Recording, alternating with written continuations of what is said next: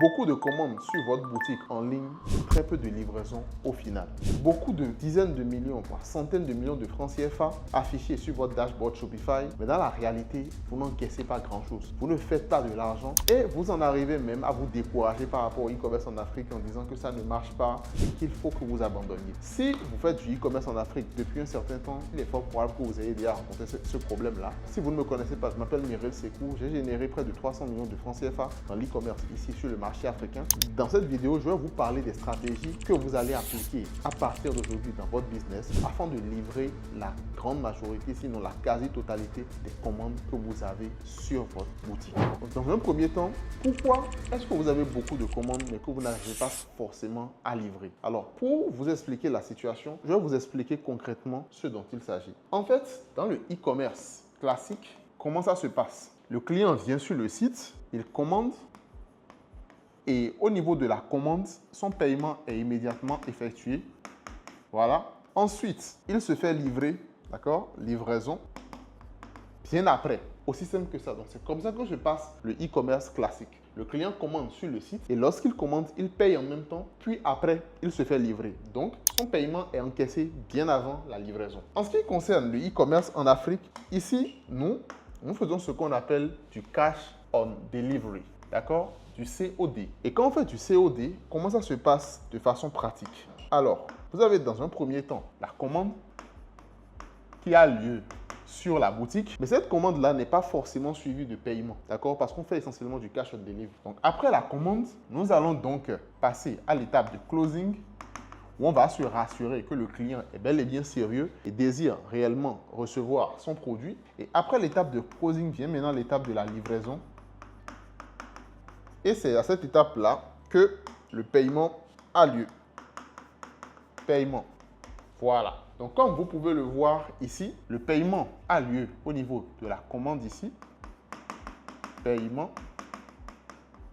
Mais ici, le paiement a lieu au niveau de la livraison. C'est ce qui explique qu'on observe en fait une différence entre le nombre de commandes qu'on reçoit sur notre boutique et le nombre de livraisons qu'on a. Parce qu'on perd en fait un certain nombre de commandes à chaque étape. Il y a un drop-off des commandes à chaque étape. Je m'explique. Ici, vous pouvez avoir 15 commandes, d'accord? Et au niveau du closing, vous allez peut-être vous en sortir avec, je ne sais pas, 10 commandes, 10 personnes qui auront accepté de se faire livrer. Et maintenant, au niveau de la livraison, il y aurait peut-être 3 d'entre eux qui se seraient désistés. Donc, au final, vous vous retrouverez ici avec 7 commandes livrées, ce qui n'est pas mal du tout.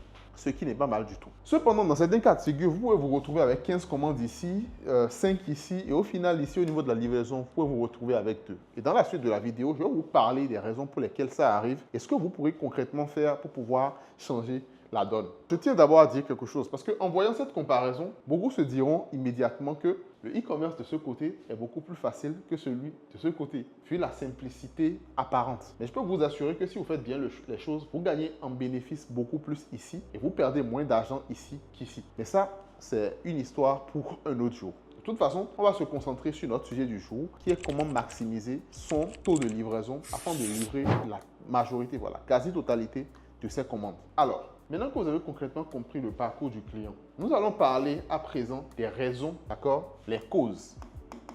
Pourquoi vous avez beaucoup de commandes sur votre boutique et très peu de livraison au final? Nous allons à présent parler de ces causes-là. Et il y en a plusieurs. La première des causes, c'est qui devine, roulement de tambour, votre offre.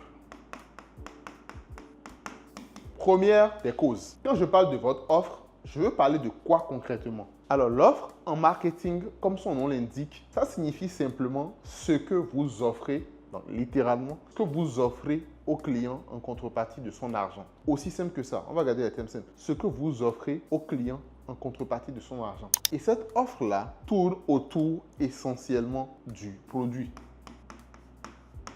Et la principale raison pour laquelle le produit est souvent une cause de désistement, c'est simplement à cause de deux choses, d'accord? La valeur ajoutée ou la valeur perçue et le prix. La valeur ajoutée, la valeur perçue et le prix. La raison pour laquelle beaucoup de gens se désistent malheureusement, c'est simplement parce que la valeur ajoutée de votre produit est assez faible. D'accord? Donc, ils peuvent voir la publicité du produit, ça les intéresse, ils vont se dire « Ah, pourquoi pas ?» Ils vont commander parce que c'est joli, c'est mignon, etc., etc. Étant donné qu'ils sont dans l'impulsivité, ils vont commander sur le coup. Mais au final, lorsque vous allez les appeler et que vous allez leur dire que vous êtes sur le point de passer les livrer, la logique va commencer à prendre possession de leur corps. Et ils vont commencer à se demander, mais est-ce que j'en ai réellement besoin? Donc, simplement parce que votre produit n'a pas une forte valeur ajoutée ou une forte valeur perçue. Je prends l'exemple de ces deux produits-là que j'ai actuellement ici dans mon bureau. Donc, on a ce premier produit-là qui est une civière dorsale. D'accord? C'est un produit qu'on utilise pour guérir le mal de dos. Ce produit-là, par exemple, il coûte 2500 francs au centre commercial chinois, d'accord? C'est un produit que vous pouvez vendre à 15 000. Pourquoi? Parce que pour beaucoup de gens, guérir leur mal de dos, ça leur permet de gagner beaucoup plus en productivité, d'être beaucoup plus productifs sur leur lieu de travail. Et ça leur permet aussi de se soulager d'un certain mal. Et donc forcément, ce produit aura une forte valeur ajoutée, une forte valeur perçue aux yeux des gens. À l'inverse, je prends par exemple ce produit-là, d'accord, qui sert d'élément de décoration ici au bureau. C'est un produit, il est pas mal, il est joli, d'accord. Donc si vous voyez la publicité de ce produit-là sur Internet, il peut vous intéresser. Vous allez vous dire, pourquoi pas, c'est beau, je peux bien le mettre quelque part dans mon salon, dans ma chambre, etc. Mais lorsqu'on va vous contacter pour vous livrer, vous risquez de vous désister. Parce que vous allez vous poser la question, est-ce que j'en ai réellement besoin maintenant? Contrairement à la civière dorsale dont vous avez besoin tout de suite parce que vous souffrez justement du mal. Mais pour celui-ci, vous allez vous dire, est-ce que j'en ai finalement besoin maintenant? C'est pas grave, je vais reporter à plus tard. Et c'est comme ça que beaucoup de gens se désistent. Et donc, la solution pour ça, c'est de vendre des produits à forte valeur ajoutée ou à forte valeur perçue. Et il faut également que le rapport entre la valeur ajoutée et le prix soit intéressant. C'est-à-dire que ce produit, par exemple, je pense que je l'ai acheté à 15 000 ou à 20 000 francs. Alors, si je n'avais pas de toute urgence envie de décorer mon bureau, je ne l'aurais pas fait. Parce que la valeur perçue aux yeux quand même de monsieur et madame tout le monde, ça n'intéresse pas. Cette fleur-là qui est ici, je pense que j'avais pris la fleur et le pot en tout à environ 80 000. Et je me rappelle ce jour-là, il y avait un Zim qui s'était arrêté devant la boutique et il disait que qui est-ce qui a de l'argent autant pour prendre des fleurs? Parce qu'on regardait, au moment où on regardait les fleurs, il s'est dit, mais qui est-ce qui a de l'argent si ce n'est pas les gens des sectes là? Qui est-ce qui a l'argent ici au Bénin pour acheter fleurs à 80 000? Que ça n'a pas de sens. Simplement parce que, à ses yeux, et aux yeux de beaucoup de Béninois justement, beaucoup d'Africains, beaucoup de personnes lambda, un simple pot de fleurs ou bien une simple fleur artificielle ne vaut pas 80 000. Et ils ont raison. Si je ne voulais pas décorer mon studio, ça n'aura pas d'importance pour moi. Et donc ça, c'est un achat que je peux reporter indéfiniment. La belle preuve, j'ai procrastiné énormément avant de prendre ça. Je peux reporter ça indéfiniment. Par contre, si j'ai les maux de dos aujourd'hui et que tu me proposes ceci demain dans les feux tricolores, j'achète. Peu importe le prix. Surtout si je ne suis pas informé du prix. Donc, vous commencez à comprendre réellement. Ce produit-là, 15 000, pot de fleurs, 80 000. Au niveau de la valeur perçue, honnêtement, c'est discutable. Par contre, vendre ce produit-là à 15 000, même si ça se vend à 2500 chez le fournisseur, beaucoup de gens ne trouveront pas ça cher. Simplement à cause de la valeur ajoutée, de la valeur perçue, du problème que ça règle auprès des clients. Et donc, la valeur ajoutée et la valeur perçue est corrélée au prix de vente. Du coup, si vous respectez ça, vous aurez de moins en moins de personnes qui désistent ou de moins en moins de personnes qui, après avoir commandé, après avoir vu le prix, lorsque vous les appelez, veulent encore négocier ou faire baisser à nouveau le prix. Très important. Donc, en ce qui concerne l'offre, vous devez veiller à ce que votre produit apporte une certaine valeur ajoutée dans la vie des gens et une forte valeur perçue et que le rapport entre la valeur ajoutée, la valeur perçue et le prix soit intéressant. D'accord? Lorsque les gens voient le produit et le prix que vous proposez, ils doivent avoir l'impression de vous arnaquer. Pour ça, je donne souvent l'exemple, d'accord, d'un traceur. La plupart des motos, il y a beaucoup de vols de motos, par exemple, en Afrique. En tout cas, moi, dans mon pays, il y en a beaucoup. D'accord? La belle fois, moi, quand j'étais étudiant, je me suis fait voler ma moto. Ça, c'est un autre sujet. Une moto, ça coûte en moyenne, disons, 500 000 francs. Disons 500 000 francs, d'accord? Un tracker GPS en Chine, je pense que ça, on peut le trouver à environ 3 000, 5 000 francs, d'accord? Par contre, je serais prêt à payer jusqu'à 20 000 francs après l'achat de ma moto, d'accord, pour ce traceur-là, pour pouvoir sécuriser mon investissement de 500 000 francs. Vous comprenez? Et donc, quand quelqu'un va me proposer ce produit-là à 20 000 francs, dans ma tête, j'aurais littéralement l'impression de l'arnaquer. Parce que ce mec est littéralement en train de me proposer un gardien, d'accord, de jour comme de nuit, pour ma moto, qui ne va jamais se plaindre, qui ne va jamais se lever pour aller pisser, qui ne va jamais demander une augmentation. Il est littéralement en train de me proposer faisais tout ça à 20 000 francs pour sécuriser moi mon investissement de 500 000 francs, j'ai littéralement l'impression de l'arnaquer. Et donc, le rapport entre la valeur perçue et le prix est très intéressant. C'est-à-dire que la valeur perçue ou la valeur ajoutée est de loin supérieure au prix.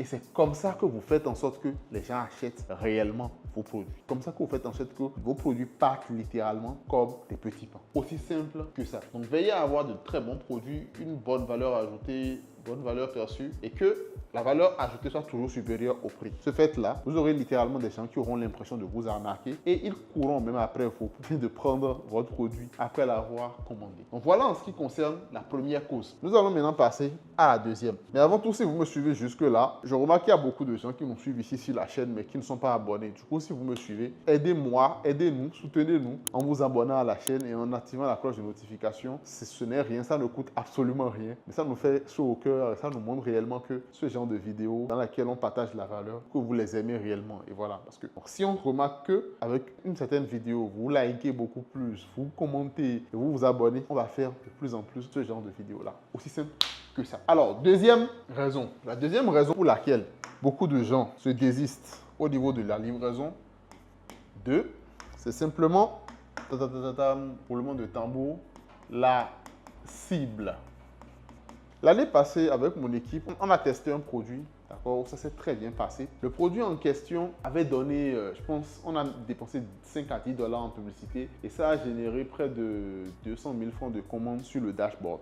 Okay? Au calme, on était très content à l'idée de commander ce produit-là, on l'a commandé. Mais une fois que le produit est arrivé, on a remarqué qu'il y avait de plus en plus de personnes qui se désistaient. Il y avait toujours autant de commandes, mais il y avait très peu de personnes qui convertissaient. Où on peut avoir, je sais pas, 15 commandes et au final, il y aura 2 ou une seule personne qui allait accepter de prendre le produit. Bon, ça a commencé réellement à nous inquiéter. Et en faisant le point avec mon équipe, au lieu de commencer à se plaindre, de se demander, mais attends, ces Béninois là, ils ne sont pas sérieux, il y en a, ils commandent, ils ne prennent pas. On s'est remis en question. Et en se remettant en question, on a découvert quelque chose de très intéressant. C'est que, dans la réalité, la cible du produit n'a pas les moyens de payer le produit. Le produit, pour ceux qui ne savent pas, il s'agit d'un mini projecteur, d'accord, qu'on utilise, qu'on place au dos de son téléphone comme ça, d'accord, qui permet de zoomer la caméra, donc d'augmenter la portée de la caméra de son téléphone. Mini projecteur. La réalité est que les gens qui ont le temps d'acheter ce genre de produit-là sont des adolescents, des jeunes, des vacanciers qui sont à la maison, qui ne foutent rien et qui voient, ok,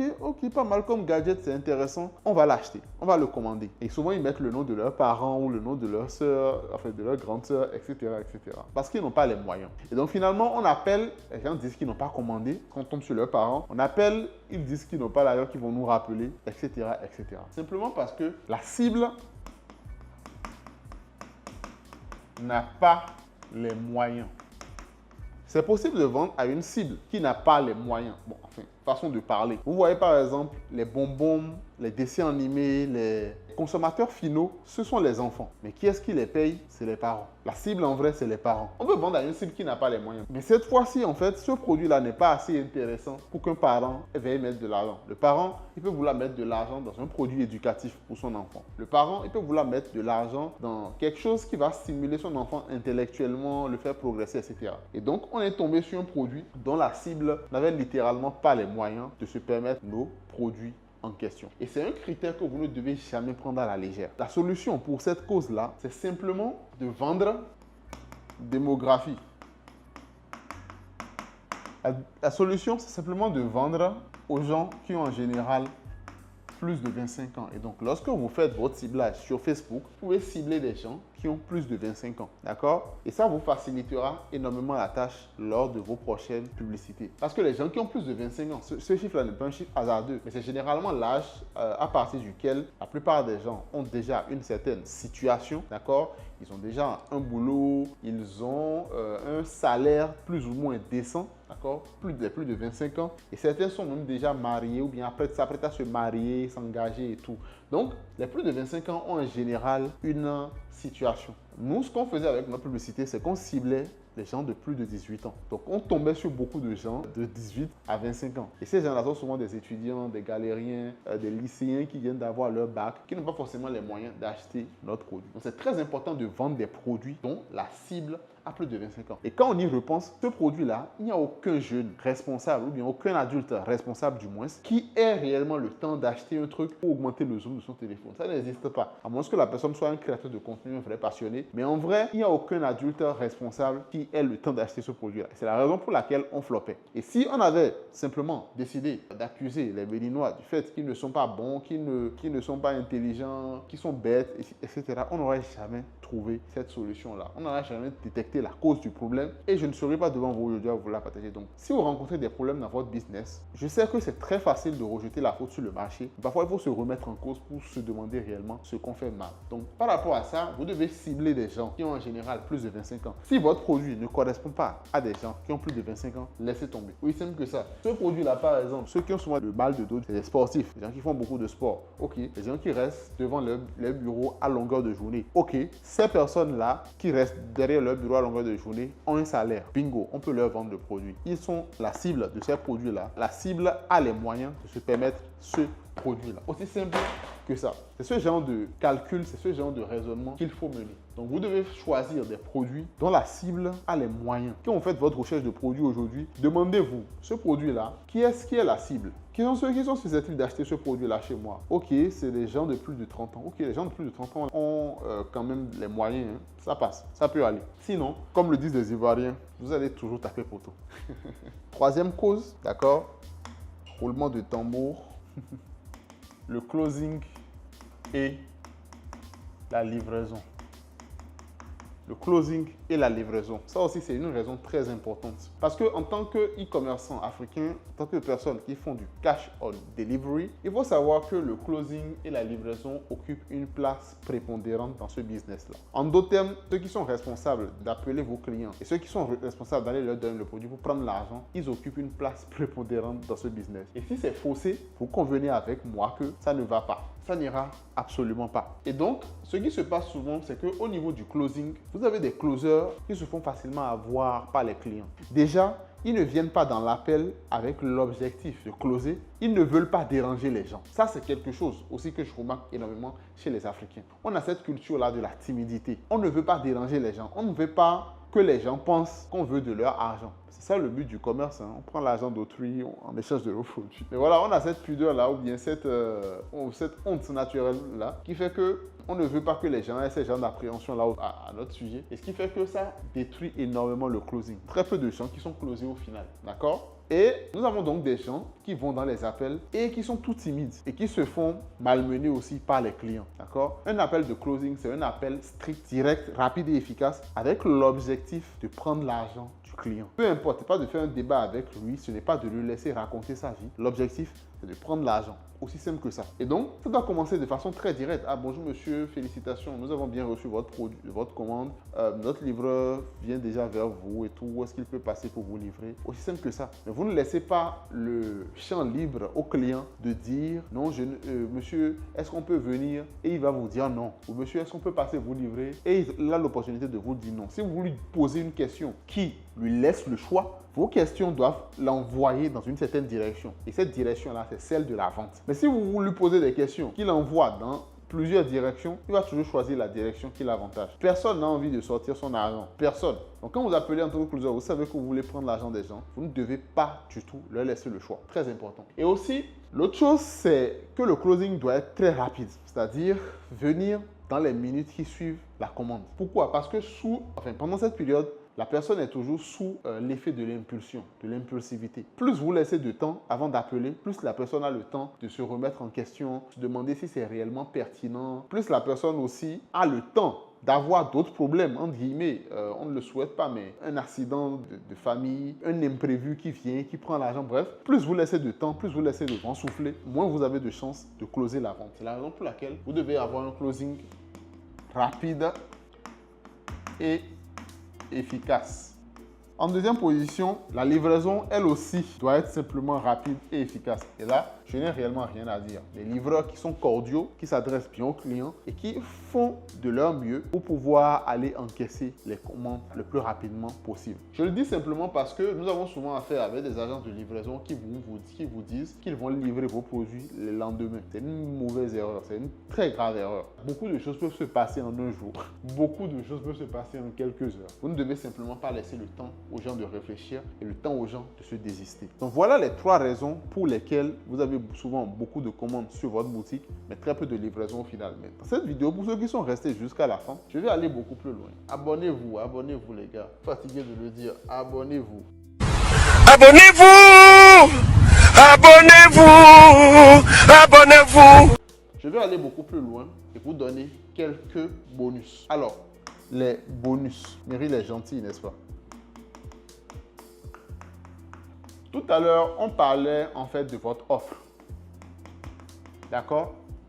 Et cette offre-là, c'est en gros ce que vous offrez au client, hein, littéralement. C'est ce que le client obtient en échange de son argent. Si vous voulez que le maximum de clients acceptent les livraisons, vous devez tout faire pour renchérir du moins sur l'offre en question. D'accord? Vous pouvez proposer des produits complémentaires de façon gratuite. Exemple, la personne achète une pâte dentifrice. D'accord?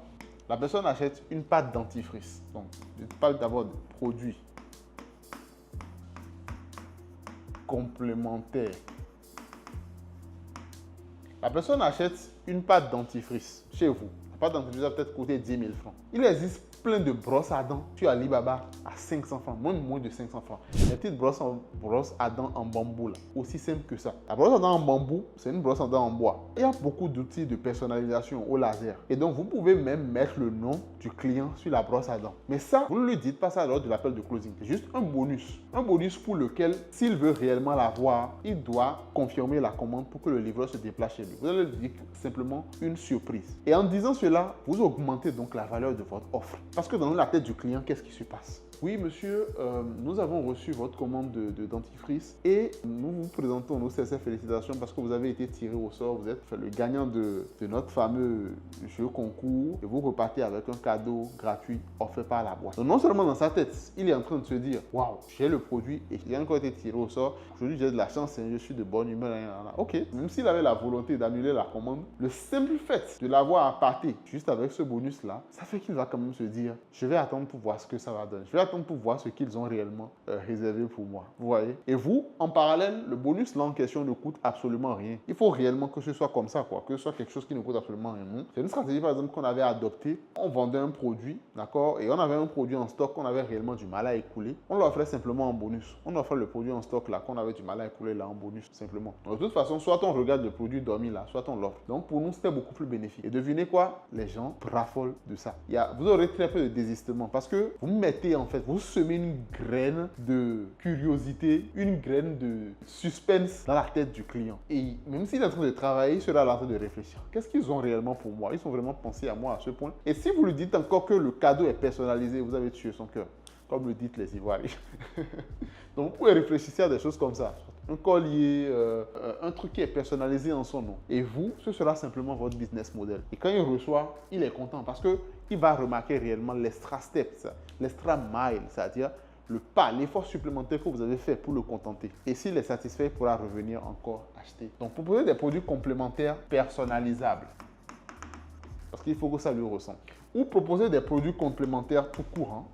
D'accord? Produits complémentaires tout court. Les produits complémentaires pour pouvoir augmenter l'offre, la valeur perçue. C'est-à-dire, par exemple, ce produit-là, il coûte 2500. Je peux dire un acheté, un offert. Je vends ça à 20 000 ou à 15 000. Je dis un acheté, un offert. J'augmente réellement la valeur de l'offre. Soulager, pas que couple, monsieur et madame. Soulagez vos dos simultanément. D'accord? Un acheté, un offert. J'augmente la valeur perçue de l'offre. Mais il faut surtout que cette réduction-là soit justifiée. Hein, donc, ça peut être par exemple réduction spéciale Saint-Valentin, réduction spéciale fête de fin d'année, réduction spéciale couple travailleur, réduction spéciale, vous voyez un peu ce dont je parle. Proposer des produits complémentaires ou mettre en place des stratégies pour pouvoir augmenter la valeur perçue de l'offre. Très important. Le second bonus, cette fois-ci, quelque chose dont très peu de personnes parlent, ça s'appelle OTP. En gros, c'est simplement l'authentification à tout facteur. C'est une fonctionnalité qui est activée sur EasySell et qui permet de valider, d'accord, la commande. Ça permet au client à lui-même de montrer son intérêt vis-à-vis du produit en validant son numéro de téléphone. Parce que vous le savez, sur beaucoup de commandes oiseaux, comme beaucoup de clients oiseaux justement, se cachent souvent derrière les faux numéros. Ils ont mal rempli leur numéro ou bien certains ont fait exprès de mettre le numéro juste pour vous embrouiller. Mais certains ont réellement la volonté mais ont simplement mal rempli. Donc ce que cette fonctionnalité-là de EasySell fait, c'est que ça vous permet d'aller, on va peut-être mettre ça à l'écran, ça permet en fait que lorsque le client passe sa commande, il y a un SMS qui est envoyé au numéro qu'il mentionne. Et il est obligé de... Le SMS là contient un code qu'il doit remplir maintenant sur le site pour confirmer sa commande. Et dans ces conditions-là, quand il remplit et il confirme la commande, c'est là maintenant que la commande vient à votre niveau, à vous, comme une commande validée. Et en faisant ça, je vous avertis, vous aurez très peu de commandes au final. Vous aurez très peu de commandes. Mais ces commandes-là seront des commandes de qualité. Parce que ces personnes-là ont fait l'effort supplémentaire. Vous savez, les personnes qui font un certain effort supplémentaire, plus vous mettez en fait des barrières dans votre business et plus vous avez les gens qui les franchissent, plus ces personnes-là sont de qualité. La belle preuve, vous qui êtes là en train de me suivre cette vidéo jusqu'à l'heure actuelle, d'accord, une vidéo de plus de 20 minutes, alors que vous avez plusieurs choses à faire de votre temps. Beaucoup de gens ont juste vu la miniature et ils sont passés à autre chose. Vous êtes des abonnés de qualité, aussi simple que ça. Donc profitez pour vous abonner si ce n'est pas encore fait. Ah, je rigole. Mais en gros, cette stratégie de l'OTP vous permet de confirmer l'engagement des gens. Et pour quelqu'un qui veut réellement un produit, ça ne lui coûte absolument rien. Les autres, c'est des plaisantins. Aussi simple que ça. Donc, vous aurez moins de commandes, d'accord? Mais votre taux de livraison va grimper. C'est-à-dire le pourcentage de commandes livrées contre le pourcentage de commandes normales va réellement grimper. Et ça, c'est très important. Maintenant, au-delà de tout ça, de tous ces bonus, les bonus, on dit les bonus, pas les bonus. Après tous ces bonus-là que je vous ai partagés, le dernier conseil que j'ai à vous donner, d'accord, lorsque vous faites du e-commerce en Afrique, c'est quoi? Focus rentabilité. Focus sur la rentabilité. Oui, Meryl, j'ai eu plusieurs commandes. Les clients là sont bêtes. Ils ne décrochent pas. Franchement, j'ai envie d'abandonner. Focus rentabilité. C'est ce qui est le plus important au final, à la fin de la journée. Qu'est-ce que je gagne? Qu'est-ce que j'ai investi? Qu'est-ce que je gagne? Aussi simple que ça. Et donc, le chiffre d'affaires, enfin, le bénéfice, ça fait le chiffre d'affaires moins les coûts publicitaires, moins les coûts d'achat des marchandises vendues, moins les frais de coût de revient, moins le coût de revient, moins les frais de livraison. D'accord? C'est le bénéfice qui donne ça. Donc à la fin de chaque journée, si vous avez fait, je ne sais pas, vous avez fait 500 000 francs sur votre dashboard, d'accord? 500 000 francs sur votre dashboard. Sur les 500 000, vous n'avez livré que, allez, 300, passe en noir. Vous n'avez livré que 300 000. Le coût publicitaire, ça vous a coûté, disons, 20 000. Le coût de revient, les produits vous ont coûté environ, disons, 70 000. Et les frais de livraison vous ont coûté, disons, 15 000. Votre bénéfice est de 300 000 moins 20 000. Attends, 20 000 plus 70 000, ça fait 90 000 plus 15 000, ça fait 105 000. Donc 300 000 moins 105 000, ce qui fait 195 000. Même si vous avez 500 000 sur votre boutique Shopify, d'accord, et que vous n'avez livré que 300 000, à la fin de la journée, vous en êtes sorti avec 195 000 francs CFA. Et c'est tout ce qui compte au final. Donc, rassurez-vous, lorsque vous faites du paiement à la livraison, vous n'allez jamais livrer la totalité de vos commandes. Vous n'allez jamais livrer la totalité. Vous n'allez jamais livrer la totalité parce qu'il y aura toujours des gens qui vont se désister. C'est les règles du jeu. C'est aussi simple que ça. Vous n'allez jamais livrer la totalité. Cependant, vous allez toujours pouvoir, si vous faites bien les choses, vous arriverez toujours à être rentable. Et c'est ça le plus important. Je donnais cet exemple-là. Pas parce que tu as eu beaucoup de commandes sur ton dashboard, mais que tu n'as pas livré toutes tes commandes-là, que tu dois t'en vouloir, que tu dois être frustré. Non. Lorsque tu as une boutique, il y a plusieurs personnes qui viennent dans la boutique, qui vont taper, qui vont rentrer, ils vont te poser plein de questions, demander les prix, etc. Et ils vont sortir sans rien acheter. Mais est-ce qu'à la fin du mois, tu es énervé par rapport à ça? Non. Pourquoi? Parce que tu te concentres sur ta rentabilité. Tu te concentres sur ce qui importe vraiment, ton profit. Ces personnes qui viennent, qui n'achètent pas, ce n'est pas grave. Tant que tu es rentable, tu dois continuer. Et tu dois arrêter de t'en vouloir ou bien d'être dur envers toi-même, simplement parce que tu n'as pas encaissé tout ce qui est sur Shopify, quoi. Donc, au final, les gars, focus rentabilité. Peu importe, vous n'allez jamais pouvoir tout livrer. Donc, le plus important, c'est de savoir à la fin de chaque journée combien vous gagnez. Et si vous êtes rentable, c'est bon. Moi, je dis, si vous êtes capable de tripler votre investissement en ce qui concerne les coûts publicitaires, le coût de revient et les frais de livraison, si vous êtes capable de tripler ça, c'est-à-dire en matière de chiffre d'affaires, si les coûts publicitaires, le coût de revient, les frais de livraison vous reviennent par exemple à 50 000, d'accord? Et qu'à la fin de la journée, vous arrivez à faire 150 000 francs de chiffre d'affaires, donc 100 000 francs de bénéfices, c'est déjà très bon. Donc, si vous êtes en mesure de tripler vos charges, c'est déjà bon. Ça veut dire que vous faites plus de 70% de marge. Et c'est déjà bon. Donc, c'est ce sur quoi vous devez rester concentré, les gars. J'espère que cette vidéo vous a plu. Elle a été assez longue. Dites-moi si vous aimez ce format-là où je suis au tableau. Moi, je commence à bien aimer ça parce que c'est très interactif. Ça me permet de rester debout et d'être beaucoup plus dynamique dans ce que je fais. Dites-moi si vous aimez et je ferai de plus en plus de vidéos de ce genre-là. En attendant, dites-moi en commentaire le genre de vidéo que vous voulez voir par la suite. La révolution en marche. Let's go!